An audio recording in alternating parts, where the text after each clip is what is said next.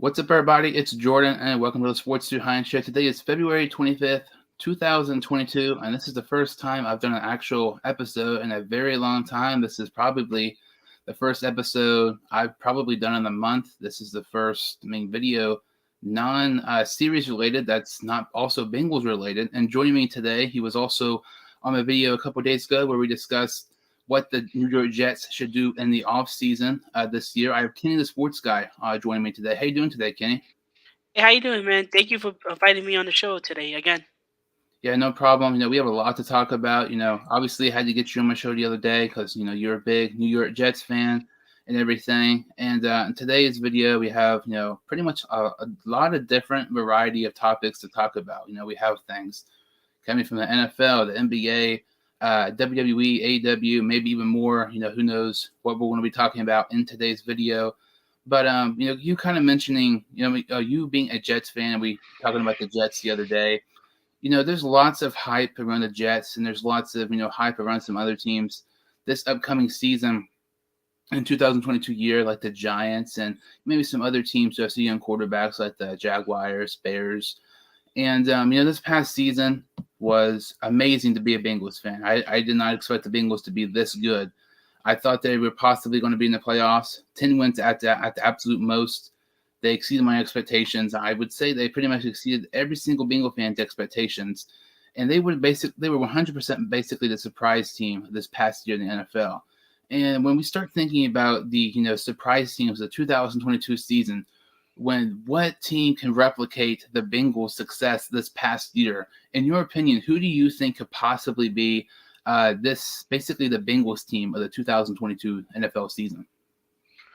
That's actually a really good question, and I think there's plenty of teams that could fit that description. I mean, you have the Jets, you have the Giants, maybe if they could get a quarterback. The Steelers, if they could get a quarterback as well.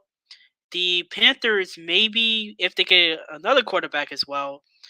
But the team that I would have to say is, and if they could retool, is the New York Jets because they just need pieces on the offense. I mean, Braxton Berrios is one of the best wide receivers to have. Jamison Crowder could serve as a good slot receiver for the team, but he gets hurt a lot. Um, they just need a running back as well to help Michael Carter. And as for the defensive side, I would add a couple more pieces to that. Zach Wilson, I think he's going to take a huge step forward next season.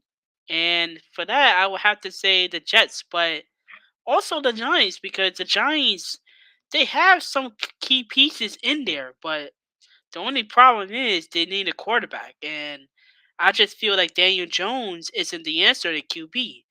Either they get like a Russell Wilson or an Aaron Rodgers, which that's not happening, or just to draft a QB in the first round. That's all they need right now. Yeah, comment here about, SmackDown, coming up. Kind of talk about wrestling here in a little bit. We have tons of wrestling to get into towards the end of the show. But, when you mention the Jets, and I know the Jets are your favorite team, and if somebody were to say, somebody might say, oh, well, you might be biased. And to me, I think that's ridiculous. I don't think you could be biased about that at all because when I look at teams who could replicate the Bengals this next season, the Jets are the first team to come to mind. I am so freaking excited to watch Zach Wilson this year. We talked about it a couple of days ago. I think Zach Wilson has potential to be one of the biggest surprise quarterbacks this year. I think the Jets are capable of being in the playoffs. I don't think they're going to finish last in the AFC East. They have the past several seasons.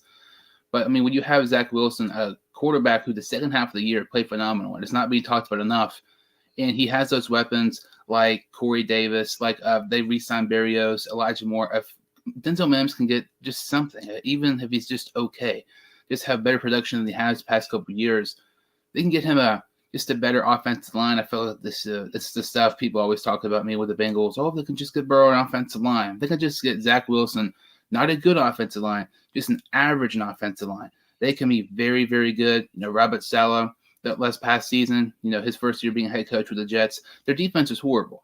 and their Hmm. defense will be better. I guarantee you that. With him being a great defense coordinator for the 49ers, they have 2 top 10 picks. They have a ton of cap space, and you can use that for the offensive line for guys maybe like Teron Armstead or Brendan Sharif, the guard from Washington, or maybe you can go after some guys in the secondary. But I think the Jets are the first team, in my opinion, to come to mind. The Giants are kind of interesting because Daniel Jones, I don't think he's ever going to take that next step, and it was kind of like that coming out of the draft. Because when you look at some of those guys coming out of the draft, there was him, Dwayne Haskins, Kyler Murray, some other guys. I think Will Greer, Drew Lock, and out of those guys, Daniel Jones was one of those guys who was you already knew what you're going to get out of him because he was already kind of like a finished product. Some of those other guys had potential, and you didn't know what their potential could be. But Daniel Jones, ever since he was drafted from New York, it was always like, okay, Jones might be good, but he's never going to get better. He's never going to take that next step because I feel like he's peaked at that point. He's not going to get better. And I don't really, I wouldn't say the Jets also because their offensive line is, I mean, god awful. And especially with a guy like Jones, I wouldn't take my chances there. And I know that's people are talking about the Jets and Giants when it comes to these surprise teams. Panthers are an interesting one too. I thought they were going to be really good this past year. They have the weapons, but they just need to find a quarterback. But if I'm taking the surprise team next season, who's going to replicate the Bengals this past year? 100%, I'm taking the New York Jets. What about the Lions? That's kind of interesting because I was doing a video of them the other day, and they have a extremely underrated offensive line. In my opinion, I think they have one of the most underrated running backs in DeAndre Swift, Hmm. and they have some of those guys like Khalif Raymond and St. Brown, who are guys who really stepped up last year. But in my opinion, I don't think the Lions can take that step as long as they have Jared Goff starting as their quarterback. I know they were in so many games last year, but this reminds me so much of the Bengals in 2019 because Dalton sucked. It was his first year with a brand new head coach. And despite Dalton sucking and we were bad as a team, we were in so many games in 2019. And he just knew golf, which, Dalton at that time too, wasn't going to be in the future plans of the Bengals. And just like how golf is with the Lions, I don't think they can take that next step until they get their future quarterback. The Lions have several top picks this year, and I wouldn't be surprised. And maybe they would trade back because I think it's going to be too early to draft a quarterback with the second pick overall. But if the Lions can get a guy like Kenny Pickett, Malik Willis, Matt Corral, a guy like that, I think they could win. 6-7 games. I think it's definitely capable, especially you don't know what's going to happen with Aaron Rodgers, and the Bears aren't really going to get much better. The Vikings, I don't think they're going to get better. So I could kind of see that if their rookie quarterback would start, but I don't really see them getting much better as long as they have Jared Goff. I mean, Jared Goff is not really a good QB. I mean, he was in the Ram system a couple of years back, and he couldn't take the team to the next level. But I think the Lions, they have a good coach in Campbell. I mean, he's very passionate about his team, despite almost them going on winless throughout the entire season. They have a good running back. They have a very underrated offensive line. But the one thing that's holding them back right now is the quarterback, and I really don't think Jared Goff is the right answer at the QB position. Yeah, and if you have a team and if you have a starting quarterback, you always have to ask your question: can this guy take us to the Super Bowl? I don't think Jared Goff can take them to the playoffs. So at that point, I mean, he definitely cannot be the answer for them. And But to be fair though, he did took him to the Super Bowl though.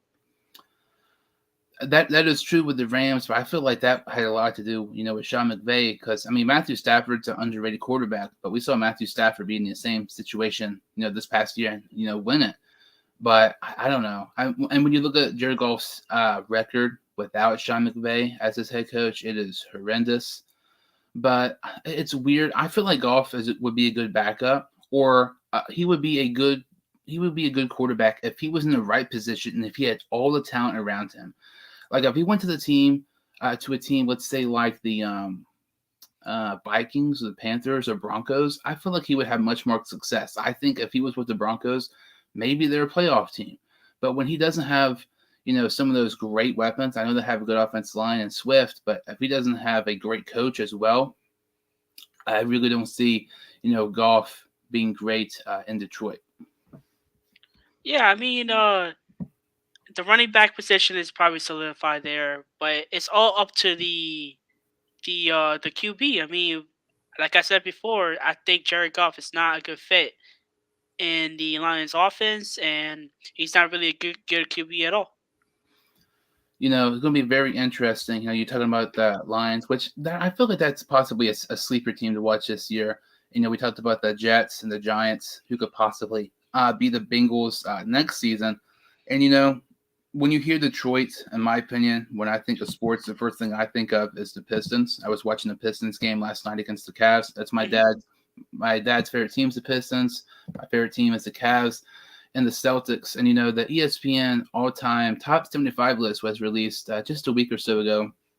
And, speaking of Detroit, Isaiah Thomas, to me, he was one of those guys I just thought was ridiculously, rated too low compared to these guys right now. And some of the notable players who are on this list, Damian Lillard cracked the top 75, which is laughable and stupid, and it makes no sense. He was 75.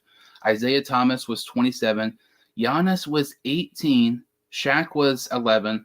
And then, there's much more players, but the top 10 is 10 to 1. Kobe, Oscar Robinson, Tim Duncan, Larry Bird, Bill Russell, Chamberlain, Magic, Kareem, LeBron, and Jordan. And there was a lot of players, who missed this list, but we're going to talk about that in a minute. But what are your kind of thoughts on this NBA top 75 list of all time?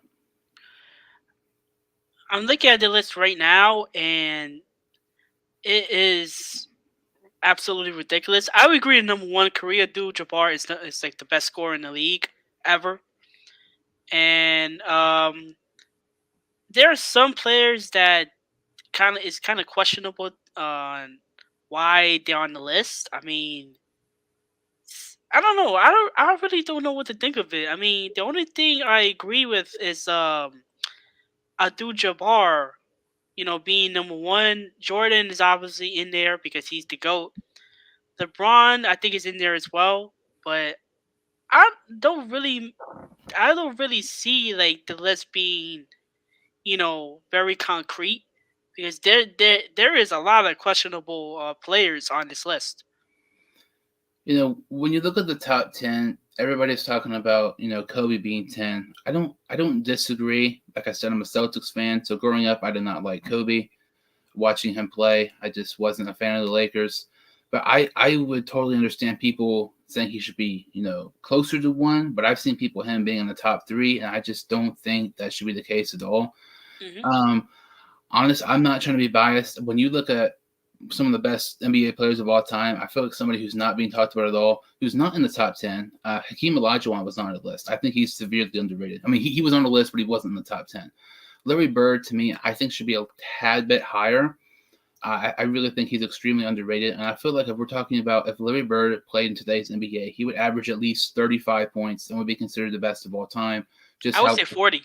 well, okay, 30 or 40. So, I mean, yeah, that's what I was thinking, 35, 40, same thing with Jordan. And it's one of those things, if Bird and Jordan played today, obviously Jordan's already considered the GOAT, but if Bird played today, I think he would be considered the GOAT because look at what LeBron is doing. Larry Bird had very similar stats to LeBron in his career right now, but there's no defense right now. Larry Bird actually had to play against, defenses. Larry Bird was undefeated against Michael Jordan in the playoffs, which is an incredible stat that I don't think is really talked about enough. But I feel like Bird is extremely underrated. I mean, he's 6'10" and one of the best shooters of all time. That's like unheard of. And I think he should be closer to 1. I'm not saying, top 2, stuff like that. But I feel like when you look at a guy like LeBron, his longevity certainly helps him Hmm. over a guy like Larry Bird. Honestly, if we're taking player to player, we're not talking all the time. Call me crazy. Call me biased. I don't care. I would rather have Larry Bird than LeBron. I think LeBron is certainly better on all the time because it's longevity. I'll get that out of the way. But I would rather have Larry Bird than LeBron. But I don't know. I feel like the NBA right now it overrates its players so much, and that's part of the reason why I just cannot get into it like I used to. Like we're having discussions about Luka Doncic being a better player than Bird after 2 seasons. We're having discussions about Giannis being better than Shaq after having 4 or 5 good seasons. And you see that's what I hate, because you're in the league for 2 years and you've already been compared to Larry Bird, Magic Johnson, George Gervin, but that's the problem right there. I don't like it when these so-called talking heads out there is comparing one player to another, when in reality we have to wait until their career ends to do a comparison. And that's why I don't really get involved in the whole LeBron James versus Michael Jordan debate, because I gotta see LeBron's career before I can make any sort of opinion on it. And that's it's interesting. With the Jordan LeBron debate, I feel like that's the one. I mean, if you're having any sports debate, that's the one that's going to be discussed. Which I don't even think it's that close. When you look at LeBron, I mean, we already said Jordan would score at least 35, 40 a game right now, and Hmm. LeBron's great. I'm not going to say he's not, but I don't know. If he played back then, I don't think it would have as much success. And when you look at Jordan, Jordan is like a movie. So you watch this movie and you already know what it is. It's a great movie. It's the best movie you've ever seen. And then you have LeBron. You have this movie. It's so great so far. It's amazing. But then there's certain points. Well, it's not that good, or maybe it's not as good as Jordan's movie. But it's a great movie. It might be one of the best movies of all time. But the movie isn't finished yet. So it's kind of like that comparison. And if the movie has a bad ending, like let's be honest, LeBron's past 4 seasons with the Lakers, there he has a chance to miss the playoffs twice with LA. Has a bad ending, sour taste in your mouth towards the end of your career. I mean, that kind of helps, Jordan. And I feel like that's a good comparison when it comes to Jordan and LeBron. And, talking about some of these NBA guys who are just overrated in today's era. Giannis is great, but I think he's another guy who, if he played 30 years ago, he would not be nearly as good. He's No, like, he wouldn't. even, Not even in the '90s, he would get bullied in the paint. yeah. And when you look at guys like Tim Duncan and Shaq and some of these other guys, these big guys who are dominant for years, um, you know, the only reason Giannis is so great is because there's no only like big guys like there used to be. There's no athletic freaks his size, because the NBA now, it's like, there's not nearly as many NBA players who are strictly in the post. Giannis can shoot threes occasionally, but he's more so an inside guy. Him being 18, I think is freaking ridiculous. Him being above Isaiah Thomas is so stupid. Isaiah Thomas is one of the best point guards of all time and one of the more underrated players of all time. I feel like he gets disrespected because Jordan didn't like him, and Jordan's fan base doesn't like Isaiah Thomas Hmm. type of deal. Um, and Damian Lillard in the top 75, ridiculous. Like, what has he done? In my opinion, when you look at these guys who were snubs from the top 75 list: Kyrie, Dwight Howard, Vince Carter, Tracy McGrady, Tony Parker, Alex English, and Pau Gasol. Literally, every single one of those players should be a Hall of Famer. Yeah, And you I look agree. at Damian Lillard, he's been good, but the way the NBA has overrated their talent, there's a chance Lillard could be a Hall of Famer. I don't think he should be at all right now. He hasn't done anything. He hasn't even made it to the finals. But the fact that we are talking about Damian Lillard being in a top 75 and not Dwight Howard. Growing up, Dwight Howard used to be one of my favorite players. Dwight Howard, there was probably a 2 or 3 year span. Dwight Howard was a top 3 player in the NBA. And you can make a case Damian Lillard has never even been a top 3 point guard any year, which is crazy to me. I mean, Dwight Howard is an 8-time All-Star. He's been a 5-time All-Defensive Team, 3-time Defensive Player of the Year. He is phenomenal. And even though he's, keep on playing and kind of, I wouldn't say hurting his legacy, but, I feel like he should have retired a couple years ago. But he still, at times, can prove that he's played, decent. Before his time with LA, he was pretty decent. I can't remember the team he was with, but he can still put up, a good game or two from time to time. Damian Lillard, who is pretty inconsistent, he's not even a top 3 point guard. And we're talking about Dwight Howard and Tracy McGrady, Kyrie. Kyrie is better than Lillard in my opinion. Vince Carter, Tony Parker. Tony Parker has more championship rings than Damian Lillard's been to the finals. Pau Gasol, he was a major piece to helping Kobe win some finals. I mean, it's crazy to me how the NBA right now overrates their players more than any other sport right now, and it's not even close, and it's not even debatable. What are your thoughts on Tim Duncan at 8? I think that's actually really hard for him, and he deserves it because he is the best power forward ever. That's in my opinion. It's interesting. I think he should be top 15, He's but eighth. I think he should be top 15. I think he might be a tad bit high. I'll maybe put him around the um, 12, 13 range, maybe something like that. Like, I'd probably put Kobe ahead of Duncan. Honestly, I would 100% put Oscar Robinson ahead of Duncan. I think Oscar Robinson's one of those guys who is very underrated as well. But I'd probably put Duncan in the 12 to 13 range. If I'm having a top five, now this is no order, probably, Jordan, LeBron, Bird, Magic, and I don't know, probably Kareem for the fifth one. Just that, not in order. That would probably be my five. But I don't think I could put Duncan in my top 10. I would probably say 12 to 13, around that range for him. Well, for me, I'm also looking at the list, and I see that Durant is ahead of Olajuwon, and that's actually really disrespectful considering Olajuwon is one of the best scorers ever. And yeah, Durant is a good player right now. He's great. He's gonna be in the Hall of Fame one day, but I do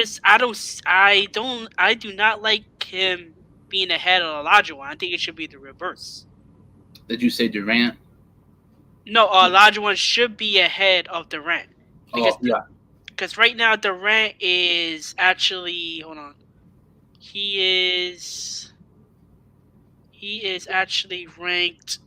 Hold on, I gotta find it. I think 14th. 14th. Yeah, and to me, I've heard people say, "Oh, Durant's the modern day Larry No, Bird." 12th. Sorry, Oh, 12th. I mean, okay. I mean, he's still in the top 20, which Durant is, I would say, one of the better scorers we've seen in the NBA. I feel like if he played 30 years ago with Bird, Magic, Jordan, I would definitely have him higher if he played back then, if he plays right now. Because honestly, I feel like Durant is capable of playing as good as he is right now back then. Maybe just a Hmm. tad bit not as good. But Durant reminds me a lot of Larry Bird. And I hear people say, oh, Durant's better than Larry Bird. I just don't get that because there's no defense today. Larry Bird played with defenses, and you look at the stats; they're very comparable. You look at their shooting percentages; they're very comparable. But Durant's one of those guys. He's just so hard to rank because when you look at these longevity, from some of these guys, they've all won championships. Jordan's won 6 finals. LeBron's won 4. Some of these other guys, Kobe, I believe he's won 5. Bird's won 3. Duncan's won 3 or 4. But when you look at these guys, it has a lot to do with your legacy and how many titles you can win. Obviously we've seen Durant win some titles, but they're kind of misleading when he goes to the Warriors and stuff like that. They You were know, a super team back then. exactly. And like if he won with the Thunder when they were up 3-1, with him and Westbrook, the year prior he left for Golden State, and if they won the finals, I might even have him higher if he would have won the finals with him and Westbrook that year than like right now with him being 12th. It's kind of weird to me. I feel like Durant is one of those guys. He's just very, very difficult to rank because he's one of those guys who you honestly think can be very good if he played 30 years ago, but you still don't know how to rank him because just this lack of defense in today's NBA and how much this generation, how much today's NBA overrates their talent. Well, I mean, would you rather see the NBA right now or the NBA in the 1990s and the early 2000s? If you're talking about Yeah, which one I'd rather watch, yeah, yeah, 90s, 2000s, 100%. Not yeah. even. Because there was a lot of characters back then. It was hard to get into the paint. A lot of people were just shooting threes and they were kept on missing. But as for today's NBA, I think it's gotten a little bit soft because no one really goes into the paint anymore. Everybody just shoots threes all of a sudden from half court. And to me, this might sound a little bit controversial, but I think Steph Curry, he ruined the game of basketball. I don't disagree, and I'm not trying to keep on talking about Larry Bird, but people talk about Steph Curry being the best shooter of all time. I'm taking Bird over I'm Curry taking Bird, yeah, all the way. because simply because I mean, Larry Bird was the first 3-point shooter basically, and he was very underrated. If Larry Bird played today, he would kill Curry's record. I He feel would. confident saying that. Call me, if you want to call me biased because I'm a Celtics fan, I don't care. I really feel Larry Bird is a better shooter than Curry because I was looking at stats and everything, and like I said, I don't watch the NBA much. I will only watch the NBA a game if it's the Cavs or the Celtics. And I was talking to my dad the other day, and we were looking up stats in the NBA. I believe it was 2001. There was a team. I think I don't remember which team it was. I think the team who averaged the most threes per game, I think was around 21 or 22. That was in 2001. Hmm. Now you have teams making 21 and 22 threes a game, which is just, I mean, basically, kind of what you're saying. It's all threes nowadays, and it just ruins the game because there's all threes. You're having guys like Giannis who really shouldn't be shooting threes because of how big he is and how athletic he is, and it's crazy just because there's lack of defense. Curry had 50 points in the All-Star game. It's very, very impressive. But it was basically a pickup game at like a local YMCA. There was no defense at all, type of deal. And it's just kind of crazy to me. Like if Shaq, I was telling somebody the other day, how people talk about, Giannis, always one of the best players of all time. If Shaq played today, or if some of these other big guys played today, I feel like Shaq would be his all-time ranking. If Shaq played right now, would be much higher than it was back when he played because people overrate talent now, and because there's not many big guys like Shaq in today's NBA. So he would just dominate the post because you have these 6'9" power forwards, 6'10" centers who are 230 pounds. They should be a lot heavier than that, and they're not muscular. They're these skinny guys who are shooting threes for whatever reason, and I feel like that's part of the reason why Giannis is so good. But I feel like he's so overrated in that at the same time because there's no competition really. If that kind of makes some sense. By no competition, what do you mean? No competition as no legitimate like big guys. I mean, there's several big guys in the NBA like Jokic and Embiid, Giannis, some of those other guys. But when I mean like competition, I mean like when Shaq played and some of these other big guys played, there was like other big guys like Duncan and some of those guys. So you don't really have these guys who are bulky, and big guys playing in the paint. Now you have some of these, centers who are much more skinnier, a lot less, muscular, a lot less, physical in the paint type of deal. So it's kind of easier for Giannis to score in the paint now than it was for, Shaq and Duncan 15, 20 years ago. Well, I think today's NBA centers they will not last in the NBA. I mean, the best center in the NBA right now to me is either Jokic or Embiid. But the problem with Embiid is Embiid gets hurt a lot, and that kind of hurts his status of becoming the best center in the league. I mean, he can shoot, he can defend, he can score, but his history injuries has been pretty bad, and right now I'll have to go with him despite his injuries. It's so interesting in the NBA, like just how much everything has evolved from, you know, everybody talks about the '80s, which I mean, it has evolved so much, even from like 2000, like the stat I just mentioned, 23s a game, but now some teams are making over 20 a game, and and everything. And it's kind of like wrestling, when you look at wrestling, it's evolved so much from like the '90s to now. And I mentioned Shaq. Shaq. It's interesting with him because he's one of the very few people to wrestle in AEW and WWE. He was pretty much the first celebrity match in AEW. He had a WWE match, celebrity years ago at WrestleMania, and the Andre the Giant Battle Royal and everything. And there's with wrestling going to AEW and WWE, there's lots of rumors and things that have been coming out the past several weeks. I mean, I wouldn't be surprised if something came out while we were recording this. I mean, there's just so much coming out. Yesterday, we planned on doing this, yesterday, and last night it was announced that Cesaro exited the WWE, and his contract is now expired with the WWE. And he has a no compete clause, which means he can basically go anywhere whenever he wants, basically. So, what are your kind of thoughts on Cesaro exiting the WWE? Well, first of all, I think his talent was severely underutilized down in WWE. I mean, he only had like a memorable tag team with Sheamus. I think a few years ago after the Best of Seven series. Um, he was a one-time United States champion, and he had one WrestleMania moment, which was last year against Seth Rollins, which he beat. But Vince never really saw him as a main eventer for some reason. I don't know why. Like, I guess he wasn't really tall enough. I guess he wasn't really bulky enough. But honestly, Cesaro deserved better, and I'm really, really happy that he actually left WWE to go to greener pastures. And this is very interesting because, obviously, a topic we'll talk later is, the Cody Rhodes situation. You don't know what's really going to happen there. It's kind of interesting, even if it is a work. It's very interesting.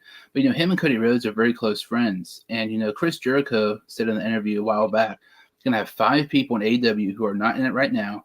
I know Will Ospreay was one. I mean, I would love to see him in AEW. Roman Me Reigns was too. one. I believe he said Cesaro was one as well.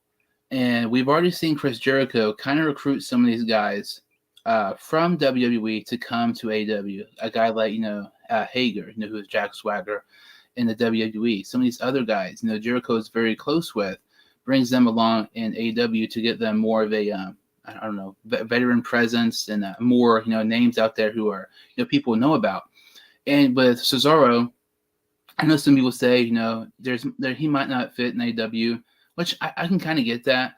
But when you have a guy like Jericho, who's one of the kind of higher ups in AW, and I mean Cody Rhodes, obviously the higher ups in AW, possibly you don't really know that right now. But the fact that he's really close friends with Cesaro, you wouldn't think he would talk bad about AW to Cesaro. He would probably encourage him to go there because it's a good company and everything. So I could see Cesaro going to AW. And it's one of those things people say maybe they have too many WWE guys. I mean, that might not be true. I don't really think that's the case because they have a lot of young talent on the roster, Oh, and a lot of people, of course, a lot of people gonna say, oh, they have a lot of WWE fans, a lot of WWE wrestlers there. But I don't really think that's the case. I think they just building off that so they could develop their young stars even more further. Like MJF, Darby Allen, Jungle Boy. Yeah, the five pillars of AEW. And yeah, I just feel like that's not really a fair statement that wrestling fans say that. yeah, I can get that as well because when you also look at WWE, you look at how many guys came from like New Japan or Ring of Honor and then came to WWE, like Daniel Bryan, CM Punk, Seth Rollins, tons of guys, Yeah, AJ they Styles. literally bought an entire company, WCW, for it a long time ago, and they Yeah, got all their talent from there. exactly, and it's one of those things. It's like WWE was, doing it for years, not really talked about. AEW does, everybody talks about it, but I could see Cesaro fitting in WWE. I think it'd be kind of cool, 'cause it's one of those guys, kind of like a Miro situation. Like you knew his potential and you knew what he could have done in WWE, but for whatever reason, they just didn't pull the trigger on him. They did not let him have a really good title reign or something like that. It didn't push him that they were capable of. So Cesaro and AW to me, I would kind of like it be something different. And honestly, Cesaro, he had that match against Seth Rollins last season, but despite his age, I feel like he's still capable of having some great matches, like Cesaro against Guevara. I think that would be a great one. I think Guevara is one of the more, underrated people in AW. So, Cesaro against Jungle Boy, like those could be great matches. And I would personally really like to see Cesaro end up in AEW. Well, for me, another match, and actually, this actually happened before, is Eddie Kingston versus Cesaro. They have a lot of history together, and Eddie Kingston, he went on Twitter. He tweeted about something about Cesaro, and it just blew up. And that could be like a potential match of the year candidate because both guys have history together, and I, for one, would love to see that match. Yeah, and you mentioned with the people from WWE coming to AEW, it shouldn't really be talked about as much as getting all the WWE guys. But when you mention Eddie Kingston and when you mention these other guys, when you look at CM Punk and MJF, even if CM Punk wins at Revolution, he's still elevating MJF to like the next tier because he's Yeah, of having a course. feud with CM Punk. Same thing, with Darby Allin.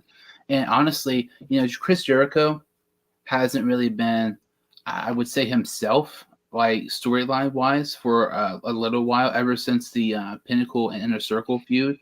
I feel like his potential was there, but they just weren't really pulling the trigger. And you knew he was capable of more. But this feud with Eddie Kingston, and Jericho, Eddie Kingston's one of those guys who come from the Indies and has been with AEW. And you look at Jericho, who obviously, in my opinion, he's the greatest of all time. I know that's certainly debatable, but when you look at him, even if Jericho wins a Revolution, he's elevating Kingston to the next level. And when you have these guys in when you have these guys in AEW who are veterans who have been around for a long time, like Brian Danielson and Lee Moriarty and Daniel Garcia, some of those guys who you think could possibly be the future of AEW and some nice pieces in several years. The fact that they're having matches with these guys, they're slowly building these guys up because they're infused with these top guys, which is very, very important to do. And I think a great move by AEW by getting these big guys and helping them, create stars in the younger guys as well. Well, for me, like AEW has a lot of young stars, and they are actually pushing that narrative too. Look at Jade Cargill. Jade Cargill actually is very young, and she's TBS champion, and she's very very dominant. And believe it or not, she improved substantially over the last few weeks because she was training with Daniel Bryan, and it shows in the ring. Her ring work is just fluid now. It's more fluid, and it just seems like she has better confidence in herself and her movesets. Something interesting about Jade Cargill, I used to be big into baseball. I'm not really a big baseball fan at all anymore. But, she's actually married to Brandon Phillips, who used to play for the Reds. Yeah, they have a kid together too. Yeah, I did not know that. I was looking at Phillips one day and said, wife Jake Cargill of AW. I thought that was kind of cool. I had no idea about that. And how we're talking about some of these people that WWE has signed from Ring of Honor and New Japan. They've done this countless times. Like you can't even name off the top of your hand. There's so many guys, and one of them is AJ Styles. AJ Styles signed a new contract with WWE for $3 million per season, $3 million per year. This to me, now, there was a couple guys I would really love to see in AEW. Styles was one, Samoa Joe was one, and Kevin Owens. And obviously, I mean, we're talking not just WWE guys. Will Ospreay are probably number one on my list, but I would love to see those three guys. Obviously, Owens just signed a new contract. Styles did too, and Styles has been in New Japan with some of these other guys in Ring of Honor as well. And the matches we could possibly see with him and Omega and CM Punk or some of these other guys. And it's another one of those situations where if you get him, you're going to have more eyes on the product. You're going to have people who might not watch wrestling 5-10 years ago, but haven't watched it in that long. But AJ Styles, I remember him from Ring of Honor, New Japan, and places like that. And you get more eyes, and it's also one of those things you can build more stars when you have more stars. But it kind of sucks to see AJ Styles re-sign with WWE because I feel like he should be doing better things in that feud with Omos, or however you say it. But Styles re-signs with WWE. I would say this is probably his last contract with them. Hmm. But I don't know. I really, really wish he would have ended up signing with AEW. Well, it is reported that AJ Styles might do like a program with Edge at WrestleMania. They kind of alluded that in during Edge's segment last Monday night. I mean, there's been like a lot of name drops like Cody Rhodes, somebody else, but more likely AJ Styles is going to face Edge at WrestleMania. And that's one of those ones, 10 years ago, nobody thought that was ever going to happen. I mean, Styles going to WWE, like 10 years ago. No, that's crazy. And even Edge coming out of retirement, oh, that's crazy. And now we see both these guys in a WWE ring, and it's so weird because they can have these matches that we would not expected, 5, 10 years ago, like Seth Rollins against Edge, and some of these other guys. But then you look at the Royal Rumble having Rousey win it, you have Lesnar win it. Despite some of these things, might not suck or might not be horrible. Overall, their product is just so predictable Yeah, when it it comes is. It's to so predictable. when it's relying on these guys. We're talking about AEW when you have guys like Darby Allin, MJF, Jungle Boy, Guevara, some of these guys those guys are going to be big parts of AEW. WWE, you look at guys 5 years from now, like you can't really say they have those guys, and it's crazy to say that, but they always rely on the top guys and the veterans, like Reigns, Orton, some of these guys, and they always rely on legends for big things, like the Undertaker being at WrestleMania every single year. And you look at these guys like Lesnar winning the title anytime he can, or Edge wrestling. Edge is capable of wrestling, but there's some storylines I don't think should be necessary. Like I believe him and the Miz and Maurice at Royal Rumble. Like some of these I don't get, especially one of these I don't get. The fact that this is true is freaking crazy.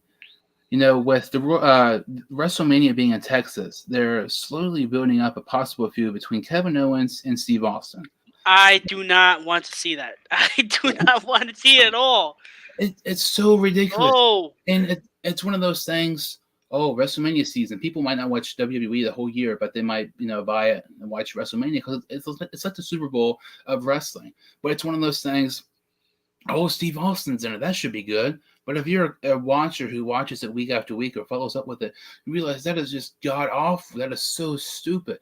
Steve Austin hasn't wrestled a match since I believe 2003. Like, against The Rock at WrestleMania. yeah, and we've seen these guys, people like Lita coming out of retirement, basically, to wrestle in Saudi Arabia a couple weeks ago. Like this doesn't make any sense. Like they should not be relying on their old stars. Like people say, well, WWE's in trouble. It's crap like this, and they put themselves in this situation to rely on old stars so many times. Like I don't get why you want Steve Austin. Like I just don't get it. Why a guy who's has some injury issues? Why risk him coming back? And it's one of those things. WWE would pay him a crap load of money just for a They're one-off gonna match. give him half the company just to do a Yeah, match. yeah. Like when it's just so crazy because look at Lesnar's contract. His is ridiculous, and he doesn't really wrestle much. You look at some of these other guys, and it's so crazy. Like 1 month ago, I didn't think any of this was really going to happen. Cesaro, Styles, Cody Rhodes, Steve Austin, and now there's a very good chance we're going to see Steve Austin at WrestleMania. It is so ridiculous. It never needs to happen. It is so ridiculous and so stupid. Do you know how many wrestlers was released in the last 2 years? I'm going to say I know I'm wrong. I want to say 87. Actually, more than 100. That And is that is insane. the reason why they are trying to bring Stone Cold Steve Austin back, because they don't have the roster for it now. They literally cut their best wrestlers, and now they're calling on legends to take WrestleMania spots. Like even the Shane McMahon. Shane McMahon was fired because after what happened with the Royal Rumble, they're saying that he was too he abused his power for some reason. With his backstage pull, like he had certain say on certain matches, and a lot of the wrestlers didn't like that. So with him, he was actually supposed to be the so-called special attraction at WrestleMania, like he does every year. But now they're considering, replacing him with Stone Cold Steve Austin. Mind you, Stone Cold Steve Austin is 57 years old. He has a history of neck injuries, and he even said it. He even says in interviews past that he is not wrestling in the ring ever again because of his neck issues. But I do not know what WWE is doing right now. The product is way too predictable. One, they're they're relying on their legends way too much. They don't really have a young star in the making right now. I mean, they're trying to do with Austin Theory, but Austin Theory is still ways off. I mean, The only person they have right now is Roman Reigns, and even that is getting more stale. In my opinion, I think he needs to drop a belt at WrestleMania to somebody, Brock Lesnar. But as for right now, WWE has a massive creative problem and a massive talent problem. And when you look at Roman Reigns, like him at WrestleMania between Lesnar, I think it's going to be like a title for title match type of Yeah, deal. they announced it, and they're And gonna it's gonna be on Sunday night. That's gonna be the main event. and let's say like if Reigns wins, who's going to beat Reigns? Like you don't want to have it predictable. Oh, like oh, this is going to be so obvious. Like you know who's going to beat Reigns. It makes perfect sense. But at the same time, it's like you're having Reigns beat everybody. There has to be to a certain point, like who's going to be that guy to dethrone Reigns, and we're going to make him the next big star. Like like for example, like um. I mean, let's say, Omega. Omega was a big star when he lost the title with Hangman Page. And Mhm. Hangman Page, ever since he's won the title, he was a guy in AEW who you knew who's going to be a big part of their future. He wins the title, he's bigger than he is, basically ever. It's elevating him. It's making him to a bigger star. You don't know who WWE has as that young talent to take him off of him. If Reigns loses the title, it's not going to be to a young guy, but it's going to be to some guy who's wrestled a long time for WWE, maybe like Lesnar. But I don't know. I just the predictability of it is ridiculous. Like I watched the Royal Rumble. It was the first pay per view I watched of WWE. I think since WrestleMania, and watching it, it was like, well, let's say, since Lesnar lost his title match, well, Lesnar's going to win the Royal Rumble. Oh, there's rumors of Rousey being in it. She's in it. She's going to win, type of They deal. they announced it weeks ago that she resigned with WWE. And it's ridiculous. And even people like Nikki Bella and Brie Bella, like those people who are relying on part timer legend people, which you can make a case they're not even legends. But you watch it, and they even announce those people in the Royal Rumble. Like Royal Rumble is supposed to be about surprises. There Hmm. was not a single surprise about the Royal Rumble. It was like I don't really watch WWE like at all. I'll keep up with it, but I don't watch it. That was the most predictable Royal Rumble of all time, and probably the worst one, just because their lack of creativity type of deal. And it's so crazy because when you look at WWE, it is so crazy that there are rumors of Steve Austin coming back for WrestleMania. But there are also rumors of Cody Rhodes going to WWE, and the fact that Cody Rhodes is being talked about like more than Steve Austin is kind of mind-boggling and kind of It crazy. is. It is. And just goes to show Cody Rhodes is one of the bigger people in wrestling today. And it's one of those things. Well, if Cody Rhodes goes to AEW, if Cody Rhodes goes to WWE, that could kind of be intriguing, because you don't know how that would work. Obviously this could be work. He could, be retired for a little bit, or possibly he could go to WWE. But you mentioned they kind of released a little hints, at Cody Rhodes type of deal, and there's lots of rumors. Cody Rhodes in WWE, it's so interesting because you think it could be good. Like for example, let's say he goes to WWE and he feuds with, I don't know, like Roman Reigns or Triple H. I know Triple H has just had surgery not long ago, but it's like I came back for one reason. I came to prove that like I belong type of deal. I worked my butt off like an AW type of deal, and it's like uh, executive vice president against executive vice president type of deal, like Cody Rhodes, Triple H. I think that'd be very intriguing to watch. Very unlikely to happen, but when you watch it realistically, I mean, if they're getting Cody Rhodes to possibly go to WWE, they are giving him a ton of money. The fact that he would even be considering it, and like how bad the product is, I think it would be interesting, but ultimately, deep down, it's going to suck because WWE creative in the storylines the past several years have sucked so bad. So even if Cody Rhodes goes to WWE, ultimately, I think it's still going to end up not helping them at all. It might, the hype for a couple of weeks, and then you'll just get used to it and it'll suck. Well, for me, I'm actually considering going to Dallas for WrestleMania weekend, and just to see what's the like. There's like a lot of certain events that's going around, but I might not even attend the WrestleMania. But I'm considering it because I do want to see AT&T Stadium. I do want to see that monstrosity of a stadium made by the Dallas Cowboys. But as for Cody Rhodes going to WWE, I don't think it's gonna happen. I think it's an old negotiation tactic with business where you talk with your rival to see what kind of money you get out of them, and then you're hoping that your previous employer will match that offer even more. So I'm guessing that's what Cody's doing right now. To me, I think he's semi-retired. I think he just want to spend time with his family and his little baby. I mean, I don't think he's gonna sign with WWE right away. He's just gonna heal up, and then he's gonna make a return back to AEW because why are you gonna build something, a rival wrestling company, and then go back to WWE? It just doesn't make any sense to me. When Seth Rollins turned on the Shield, it's interesting because I turned on Monday Night Raw, and the very first Monday Night Raw I watched was when Seth Rollins turned on the Shield. Everybody's losing their mind. I didn't know what was going on. I didn't realize it was that big of a thing. But when Seth Rollins turned on the Shield, oh, you sold out, because he turned on them. And it was Triple H. Cody Rhodes goes to WWE.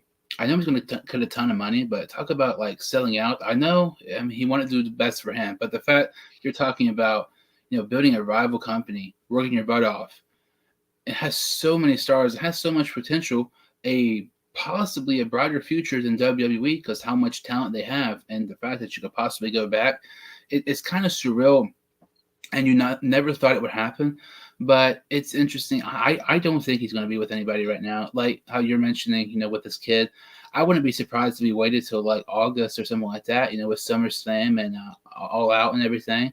Like he might have a surprise appearance there, but it's so weird. You didn't ever think this was going to be a possible scenario. If this is a work, at first when I first saw it, oh, this is going to be a work. The just storyline. At this point, if it's a work and a storyline, they've done a great job because even people like you can't really say it's 100%. Oh, 100% is going back to AEW because there's a part like what if he really does retire, and there's that part. There's small chance if it goes to WWE. So it's very interesting, and I would say if this is a work, they've done a tremendous job making this a really truly up in the air situation. Yeah, I personally think it's a work, and I think it might be one of the greatest works in wrestling history. If it is, I mean, I just don't see him signing with WWE. I mean, I'll be shocked if he does, but to me, if you build a rival company and then you return back to your rivals, it just don't make no sense unless he's doing it for the money. Yeah, but I don't know. Like even with the money, like if he's going there, it has to be the money. Like that has to be the main thing.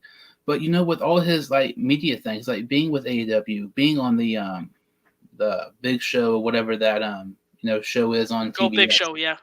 and being on some other things, being celebrity appearances on different shows, you're getting more money now than you probably ever had in your life.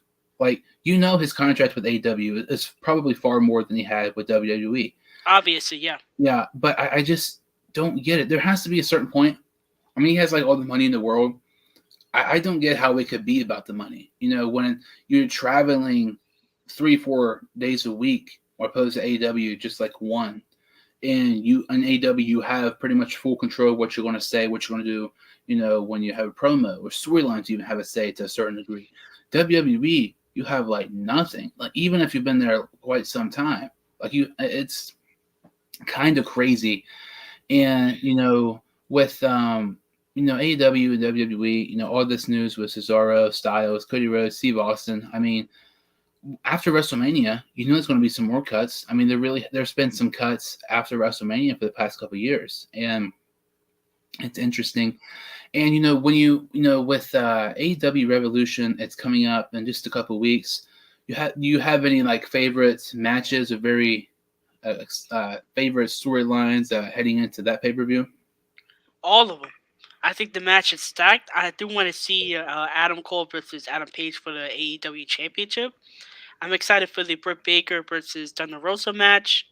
I'm definitely excited for the Revolution ladder match, It's very unique considering that they have 3 out of the 4 men so far are big men. I mean, they have Wardlow, Keith Lee, Powerhouse Hobbs, and Ricky Stark so far. And another match is tonight on Rampage, which is Anthony Bowens and Orange Cassidy. That's gonna be another good one. The Eddie Kingston versus Chris Jericho match is gonna be a good one as well. And there might be a few surprises going on there too, because Cody Rhodes could actually appear there and make a surprise appearance, announce that he resigned with AEW, and that card is gonna be stacked. And me personally, I think it's better than the WrestleMania card. Yeah, I would have to agree because the WrestleMania thing, it's like the storylines are obvious, the feuds are obvious. For the most part, you know who's going to win, and you don't really know all about that with AEW. And on Dynamite with Kingston and Jericho, I mean that one kind of intrigues me a little bit. Jericho the past month or two has looked like he has slimmed down a ton. Everybody like basically like fat shamed him and stuff, and even Yep. his match with him and Hager against Santana Ortiz was far better than I thought it was going to be. He's wrestled pretty good the past month or so. Like, I feel like right now this is like the Jericho we saw when he first came into AEW. And that was kind of like Kingston was saying in his promo, he wants to see the Jericho that came into AEW. And lots of people were complaining with Jericho with the GFY phrase or whatever. That one to me, like I don't know, like some people thought it was kind of dumb. It's kind of not great, not horrible. But then he like filed for the influencer trademark, which at A lot first of people were mad about that. lots of people were mad. We're like, that's kind of dumb. The more thought about it, I'm like, holy crap! Like, I feel like that could be freaking genius because when you think about it, it looks like Jericho is going to go back to heel, which I think is perfect for him. He's a far better heel than he is a face. I don't really think it's close. And when you have the influencer trademark, when you think of like a word or a trademark that really like could be used in a storylines or feuds, or a guy who's having I don't know, a new character type of deal, like how we've seen the demo guy switching to the influencer. I think that's genius because look at Jericho, look at Omega. Tony Khan, Omega, and Jericho, all three of those guys have basically said themselves, without that match at Wrestle Kingdom, there would not be there would not be AEW. And you look at Jericho and you'd be like, oh, I influenced you to come here. I influenced Tony Khan to make AEW. I influenced Omega having a match at Wrestle Kingdom. Without me, there's no AEW. I influenced everybody to come here, type of deal. I, influenced, Guevara, Santana Ortiz, and Hager to join the inner circle. I feel like that could be much better than people are thinking right now because you can have that, another heel run with Jericho. I think he's capable. If they do it right, I might sound crazy. I think he's capable of having a TNT run or a world title run. I know I might sound kind of crazy. 6 months ago, I would have laughed at myself saying that. But if they do it right, I don't think it would be as bad. And if you have a guy like Hager, it could be like his bodyguard or something like that. It could be interesting. And then let's say, I mean, I doubt this will happen, especially because both of them would be heels. At that point, be like, oh, I influenced MJF to come to AEW because I'm the best. I'll beat you once, I can beat you again. You know what? I'll have my title on the line, and I'll have my career on the line. And MJF would beat Jericho for the title, and Jericho retire. I know this won't happen, but I feel like Jericho right now is more intriguing than he has been. The most intriguing he's been since coming to AEW. It's very intriguing to me. I agree. I think Jericho might turn heel. It kind of seems like that way when he had the segment with Eddie Kingston and the influencer. That could lead to something. I mean, a lot of people hate the name, but I feel like it's a good name. Yeah, I feel like it's one of those things where you hear it, it's kind of like a song. Well, that song was kind of crappy, but the more you listen to it, it kind of gets better. Like each time you listen to it, type of deal. And there's actually one more AEW thing that kind of surprised me a lot yesterday. That was announced that AEW picked up Brian Cage's year option. So Brian Cage is with AEW for another year. Very surprising considering Brian Cage has not been on AEW TV. I don't even know how long. What are your kind of thoughts on that? I mean, honestly, if they want him to stay, they have every right to. I mean, he could be like a big main event star, and they probably sat him down one day and just say, "Hey, look, we're gonna pick up your option, but we're guaranteeing you like a title run sometime in the future." I mean, a lot of wrestling fans are probably upset about this because they're saying that AEW is hoarding talent. WWE used to do the same thing years ago. They still do, but I don't know. It's up to AEW to see if they want to keep a talent or not. I mean, same thing that happened with Leo Rush. The same thing what happened with Big Swole. I mean, it's up to them. They're still a company in the very end, and ultimately, it's up to Cage if he decides to leave or not. And when you look, if somebody says AEW is hoarding talent with Cage, I feel like that's just ridiculous. Because I mean, really, like go look up Mustafa Ali, who is like wanting release so bad, but WWE will not give it to him. And Brian Cage is another one of those guys. I feel like obviously they really haven't much. They haven't had much plans for him, but I feel like if they do it right, he could be good. Like, what if Brian Cage? Like, I know this title run of Jericho will probably not happen, but I think the potential of it could be better than people think. What if Brian Cage is kind of like a bodyguard to Jericho? He doesn't really talk much. He's just kind of a guy, like an extra big guy for him who like is in his matches, kind of like a Wardlow and MJF situation. A guy who doesn't really have much promos, just kind of his bodyguard or something like that. Or I saw something a couple of weeks ago, and it was talking about what if Cody Rhodes comes back to AEW and he brings guys who are underutilized in AEW, and he builds like a faction. And it's like Cody Rhodes, Brian Cage, and I forgot the other people's names. And like that kind of intrigued me a little bit. That might kind of be interesting because I mean you're getting a Cody Rhodes comeback, which people would like to see with a faction. Interesting, are already with the faction, and then Brian Cage adds in the mix, a guy who hasn't been doing anything in AEW. I feel like Brian Cage is very interesting with his future. They have a ton of options for him, but I hope they pick like the right options because I feel like his potential is very very high for him. I mean, yeah, his potential would be high for him. He could join the stable. I think he would be really good as a stable in the Pinnacle because he has a physique. He certainly has charisma for it. But like I said earlier, if they promise him a title run, they promise him a title run, and that's probably the reason why they wanted to keep him.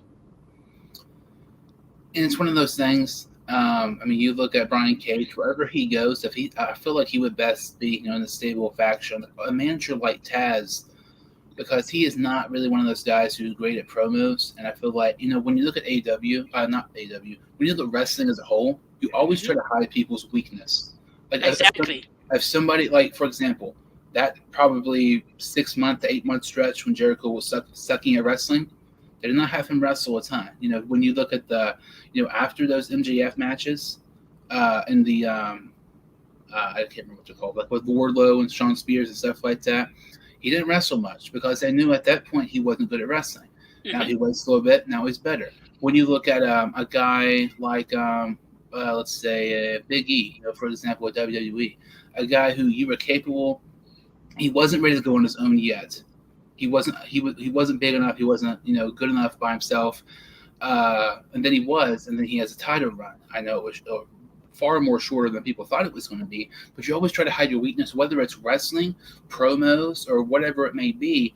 And I feel like that's kind of the situation that AEW knows that they have to do with Brian Cage, and they must do with Brian Cage if they want to make him a big star in AEW again. Yeah, I agree. I agree on that. And I mean, we have really talked about a ton of AW and WWE stuff. Cesaro exiting WWE, AJ Styles re-signing with them, the Cody Rhodes situation, which is very intriguing. Steve Austin probably coming back for WrestleMania, which is just ridiculous. Brian Cage has a option picked up by AEW. We also kind of talked about who will be the Bengals next season, the surprise team in the NFL that will shock the NFL world. And also, we reacted to the ESPN all-time top 75 players of all time list. So that kind of about really does it for this video. So can you kind of tell some of the listeners they can follow you on social media? You can follow me on social media on Twitter at Kenny_sports, on Instagram at Kenny Sports Guy 1, You can follow me on TikTok at Kenny Sports Podcast. And if you want my latest and past episodes, you can head on over to kenthesportsguy.com, Ken with two N's. And yeah, that's where I'm available. Yeah, I'll definitely put the links in the description below. And I know you have lots of wrestling, and I know you had some baseball episodes come out recently. Yeah, Definitely. actually, my new episode actually came out today, with Robert Manfred. Is he the Joker and will be? It's actually out right now on my website, Spotify, Amazon Music, Google Podcasts, and Apple Podcasts. Yeah, I'll definitely have to check that out. Put the links in the description below so everybody can check out your great content and stuff. That really about does it for this video. Make sure to follow me on Instagram, the Sports Dude Hine Show, and on Twitter, the S Dude Hine Show.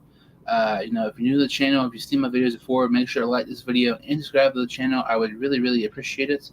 And I will see you all next time on the Sports Dude